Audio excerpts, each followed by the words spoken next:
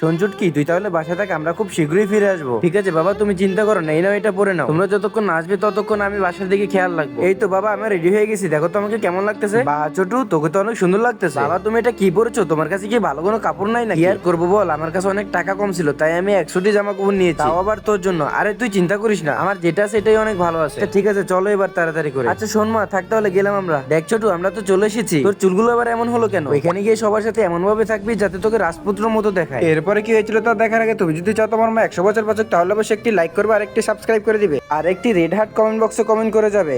আপনারা সবাই এসেছেন, অনেকক্ষণ হয়েছে, এই নেন সবাই একটু চা খেয়ে নেন। ছোটু যা তাহলে, আমি এখানে অপেক্ষা করতেছি তো। বাবা তুমি চলে এসেছো, এই নাও তুমিও চা খেয়ে নাও। আরে আমাকে তো কেউ খেয়ালই করলো না। আচ্ছা ঠিক আছে, তোমরা তাহলে চা খাও, আমি তোমাদের দুপুরে খাওয়ার আয়োজন করতেছি। আরে আমি যেখানে এসেছি কেউ তো আমাকে গুরুত্বই দিচ্ছে না। যাই হোক, আমি আপাতত গিয়ে এক সাইড করে বসে থাকি, ছেলেটার পার্টি হয়ে গেলে ওকে আমি নিয়ে যাবো আবার। দেখো তো এই লোকটা আবার কে যে এখানে এভাবে বসে আছে? তুমি ওরে নিয়ে চিন্তা করো না, ও হচ্ছে আমাদের বাড়ির কাজের লোক। হ্যাঁ, যেই ছেলেটার জন্য এত কিছু করলাম সেই আমাকে তার বাড়ির কাজের লোক বানিয়ে দিল। এখানে অপমানি হওয়ার থেকে যাই আমি বাসা চলে যাই।